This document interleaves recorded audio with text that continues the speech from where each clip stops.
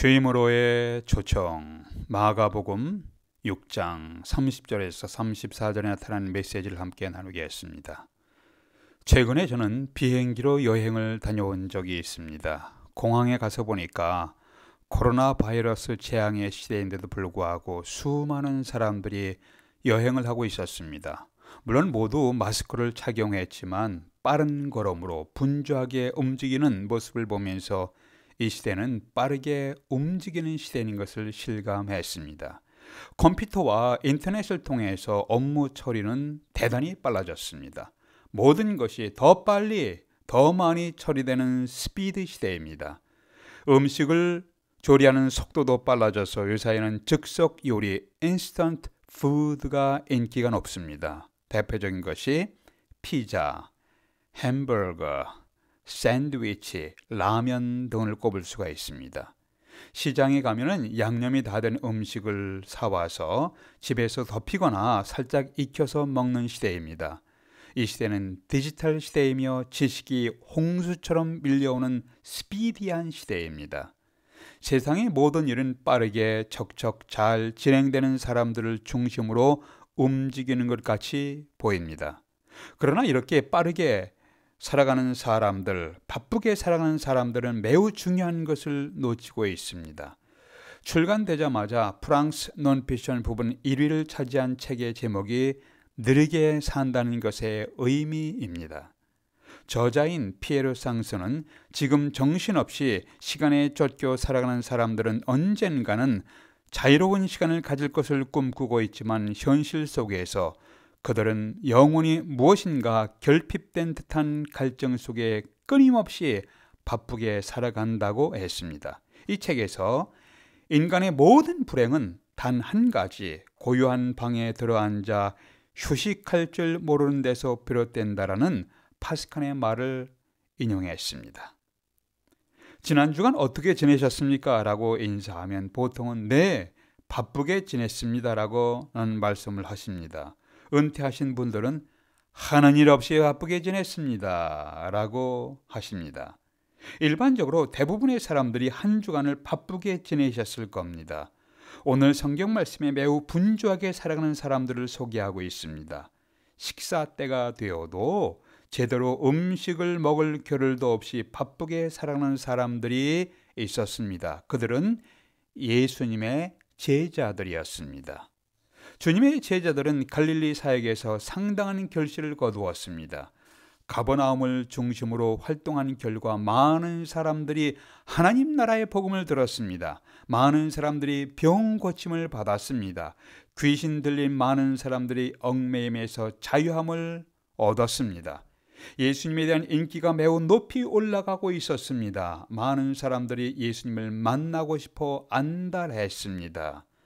제자들은 지치기는 했지만 흥분된 마음으로 감동적인 성과를 보고했습니다. 그런데 이때 갑자기 주님이 이제 하던 일을 잠시만 내려놓고 좀 쉬자. 31절에 보니까 너희는 따로 한적한 곳에 와서 잠깐 쉬어라 라고 말씀하셨습니다.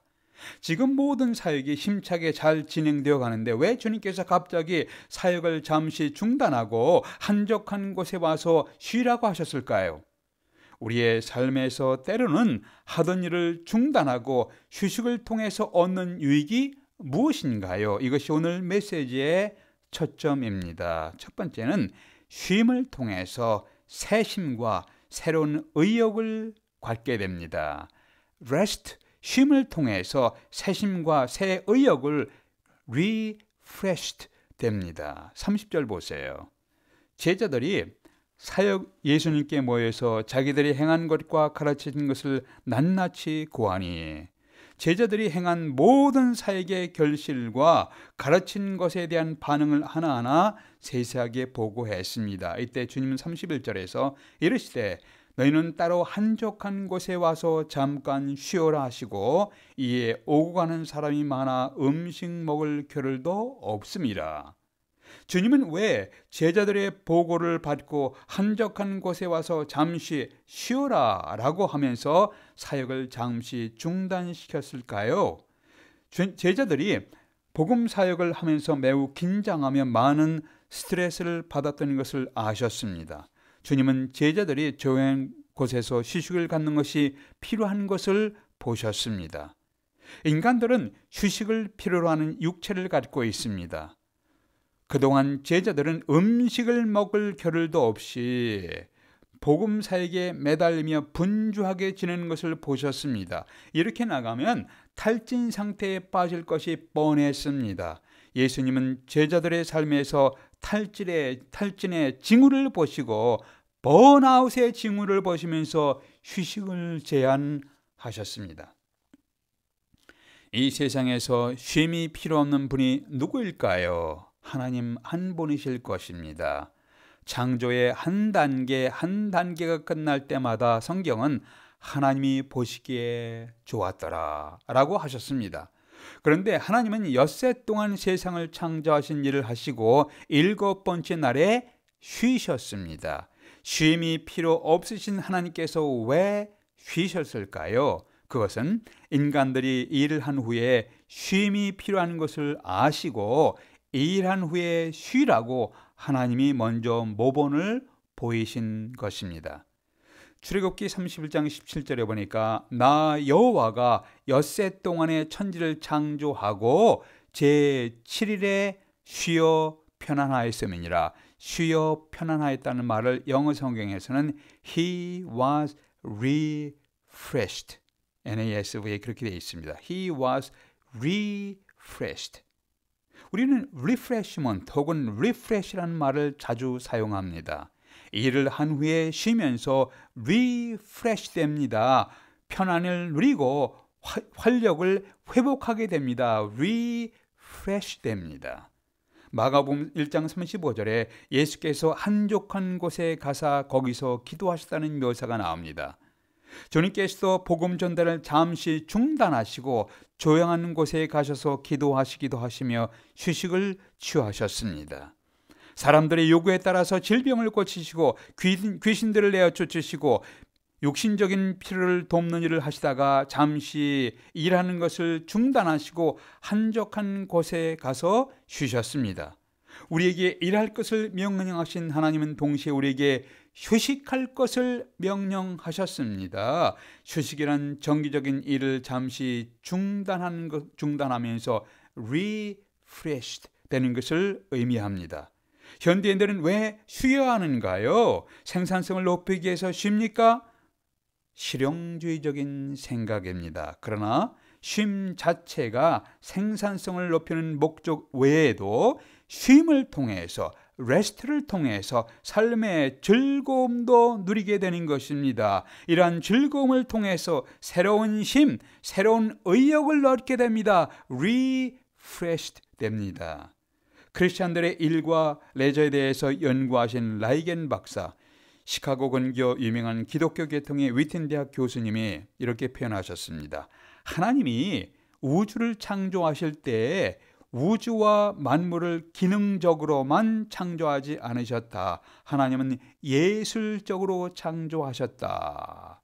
Work and Leisure라는 책에서 그렇게 표현하셨습니다. 하나님이 우주를 창조할 때 functional and artistic, functional, 기능적으로, 그리고 artistic, 예술적으로 창조하셨다고 표현하셨습니다.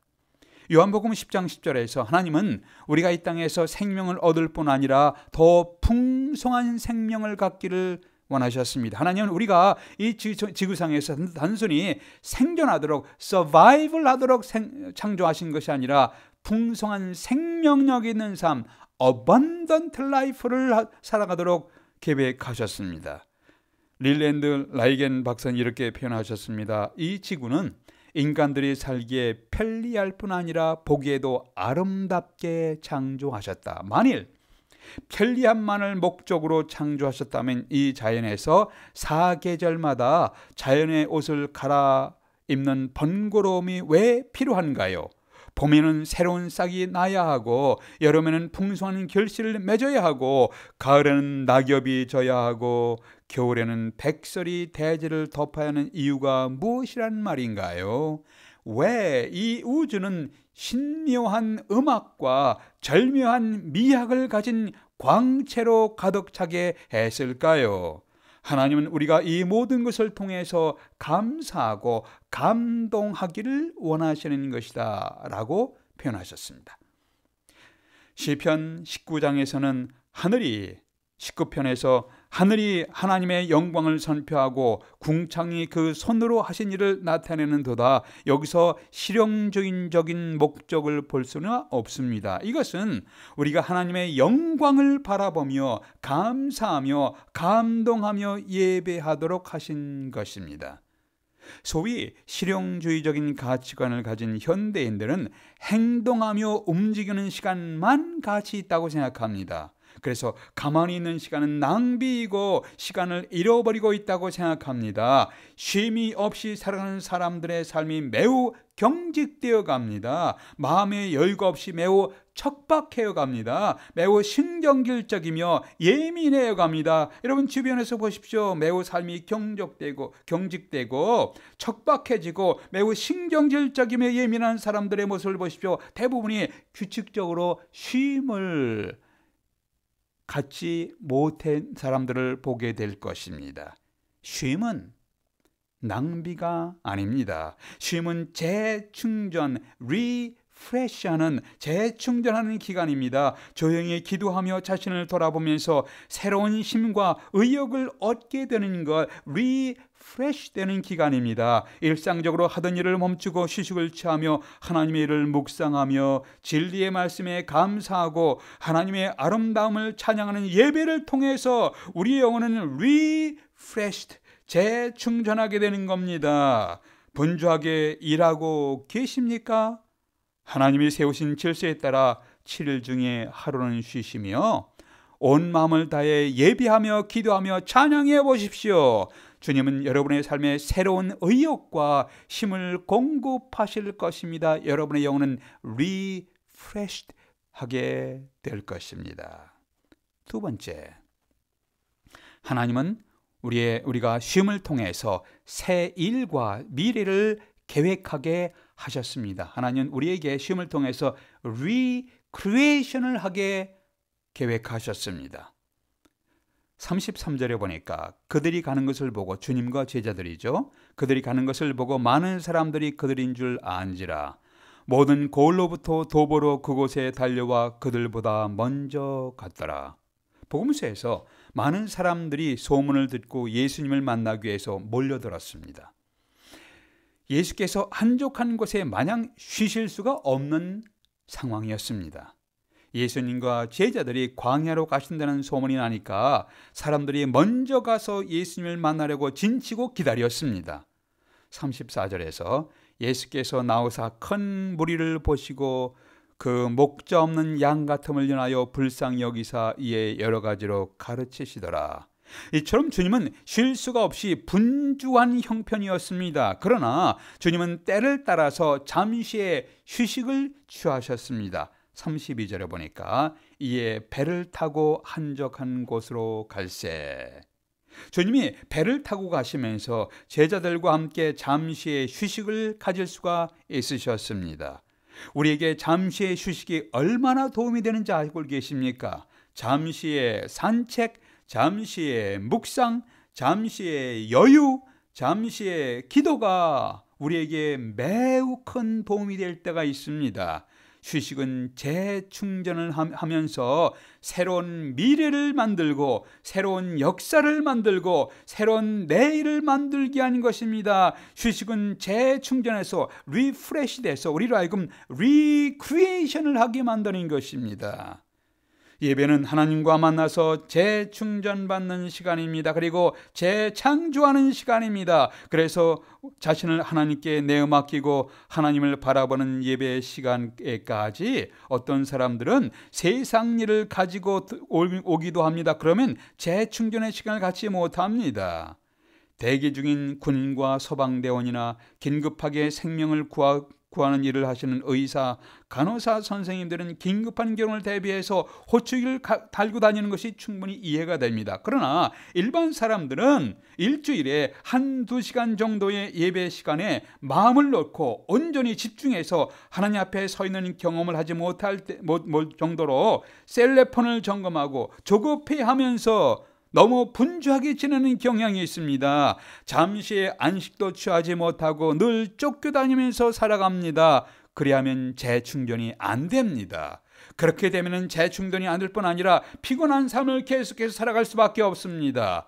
복음서에 나타난 예수님의 삶은 한가한 분이 아니셨습니다. 굉장히 바쁘게 지내셨습니다. 그럼에도 불구하고 예수님은 전혀 허둥대는 모습으로 살아가지 않으셨습니다. 매우 분주하지만 대단히 질서 있고 침착하게 목표를 향해서 걸어가는 모습이셨습니다. 한마디로 예수님은 열심히 일하셨습니다. 그리고 적절하게 쉬셨습니다. 주님은 일할 때와 쉴 때를 아셨습니다. 주님은 열중할 때와 조용히 묵상할 때를 아셨습니다. 주님은 사람들과 어울릴 때와 홀로 있어 생각할 때를 구분하셨습니다. 주님은 사람들과 함께 음식을 먹고 마시고 즐겁게 어울리셨습니다. 또한 홀로 있을 때 깊이 여유있게 묵상하시면서 기도하시는 하나님 주님이셨습니다. 주님은 때를 따라서 하늘을 응시하시며 기도하셨습니다. 주님은 포도원의 밭길을 가시면서 포도원의 비유를 말씀하시기도 하셨습니다. 주님은 기다리는 시내의 오솔길을 거니시기도 하셨습니다. 주님은 하나님의 뜻을 향해 나아가는 목표를 향해서 갈 때는 매우 단호하셨습니다. 주님은 자비를 구하는 사람들에 대해서 매우 부드러우셨습니다. 자애로우셨습니다. 주님은 십자가의 고통에서 고통을 결연하게 감당하셨습니다. 주님은 십자가상에서 주님이시여 하나님 나라에 임하실 때 나를 생각하소서라고 애걸하는 강도에게 매우 부드럽고 자비롭고 은혜롭게 말씀하셨습니다. 내가 진실로 내게 이르노니 오늘 네가 나와 함께 낙원의 천국에 있으리라. 주님의 삶은 완벽하게 균형과 조화를 이룬 삶을 사셨습니다. 우리의 삶은 어떠한가요? 우리는 열심히 일할 때와 쉴 때를 구별하며 살고 계신가요? 우리는 사람들과 어울려 즐거워할 때와 혼자서 깊이 생각하며 자신을 되돌아보며 예배할 때를 구별하며 살고 계십니까? 잠을 자고 싶어도 잠을 잘 잘 수 없는 고통을 경험하신 적이 있으십니까? 영혼의 평안을 잃어버리고 가슴을 짓누르는 고통 속에 처하신 경험이 있으십니까? 많은 원인들이 있지만 성경은 근본적인 원인을 우리가 하나님의 뜻을 거역한 죄라고 진단하셨습니다. 그래서 하나님께서 예수님을 이 세상에 보내셔서 우리의 고통을 담당하시고 우리의 불행과 우리의 죄를 대신 짊어지시고 십자가에서 우리를 대신해서 심판을 받게 하셨습니다. 예수님 우리에게 이렇게 말씀하십니다. 수고하고 무거운 짐진 자들아 다 내게로 오라. 내가 너희를 쉬게 하리라고 말씀하시면서 여러분과 저를 주님 자신에게로 초대하셨습니다. 주님은 우리에게 새로운 미래를 제시하시면서 우리를 초청하십니다. 수고하고 무거운 짐진 자들이여 다 내게로 오라. 내가 너희에게 쉼을 주리라. 여러분은 예수 그리스도에게 나오셨습니까? 주님의 초청에 응답하셨습니까? 기도하겠습니다. 아버지 하나님, 저희들은 온갖 상처와 부끄러움, 무거운 짐과 죄를 갖고 이 땅에서 살고 있습니다. 주님 앞에 나오게 하시옵소서. 그리고 이것들을 주님 앞에 내려놓도록 저희들의 발걸음을 인도해 주시옵소서. 지금도 사랑하는 사람을 잃어버리고 아파하는 사람들의 마음에 치료와 회복의 은혜를 베풀어 주시옵소서. 우리 영혼을 치료하시는 주 예수 그리스도의 이름으로 기도하옵나이다. 아멘.